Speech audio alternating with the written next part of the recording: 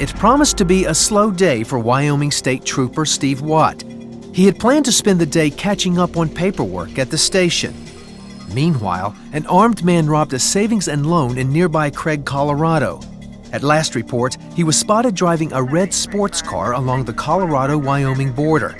Steve joined the search, even though he wasn't wearing his bulletproof vest as he usually did. It turned out to be the one day he would need it. I started south of Rock Springs and come across this little brown compact with Colorado plates, and I decided I'd stop him and ask him if he'd seen this bank robber in the sports car that I was looking for. As it turned out, the reports of the car's description were wrong, and Steve had caught up with the fugitive. It all happened so fast. He slammed on his brakes and his door pops open. So I hit the latch on my door, still trying to call in, and he's out of his car and he's pointing a gun at my windshield, and he fired 2 bullets into the windshield. The first one came through the windshield and hit me in the left eye, and the second one ricocheted off the windshield. So I threw myself over in the front seat to get out of the line of fire. I'd kicked my door open and I reached down and grabbed for my radio mic to call in that I'd been shot. And the second I finished that transmission, the man was leaning into my car and he fired 4 bullets into my left lower back at point blank range. The pain was staggering, but Steve managed to get out of his car.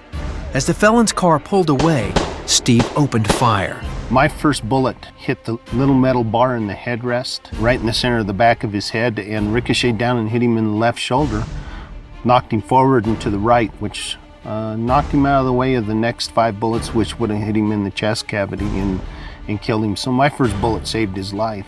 The shooter tried to escape on foot, but was apprehended by other officers.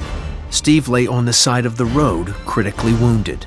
I was not a Christian at that point in my life, but I said a prayer right at that point in time, and the exact words of my prayer were, God, I don't know if I'm going to die. If I do take care of my wife, Marion, please help me.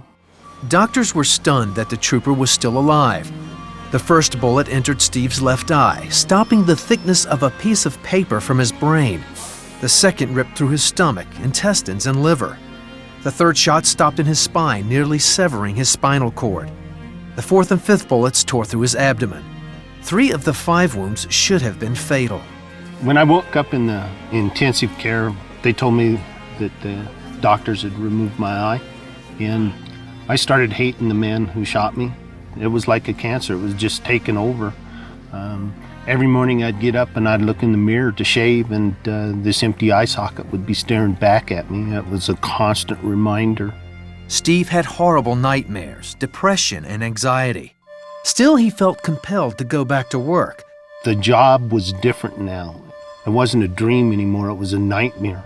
I was afraid of the public. It didn't matter whether they were a man, woman, a teenager. I was afraid that everybody that I stopped was going to shoot me. And I hated the man who shot me for taking away the job that I loved. Steve, who was no stranger to alcohol, drank even more and started taking painkillers. My wife had said to me before we got married that if I ever turned into an alcoholic, she would divorce me. And I turned into an alcoholic, so I would get drunk to the point of passing out, and then I'd get up and I'd take all my beer cans across the street and put them in my neighbor's garbage so my wife wouldn't know how much I was drinking. I was taking lots of painkillers, and I had terrible headaches. Steve's depression deepened. One night while I was drunk, I took my service revolver and I stuck it in my mouth, and I was going to kill myself. And in the nightmares, in my hatred and my anger and my bitterness right then, and I thought about my wife, and I thought to myself, you've already put her through so much. How could you do this to her? And I put the gun down, and I never thought about shooting myself again. Steve's struggle was far from over. One night, right at dusk, I stopped this vehicle for speeding, and the guy jumped out of his car. It was just like the shooting all over again, and I saw that he had a gun in his hand. It was a .44 mag with a 6-inch barrel, and I drew my revolver and I started to pull the trigger, and I focused on his hands, and it wasn't a gun, it was his billfold. That night, Steve Watt's career as a state trooper came to an end.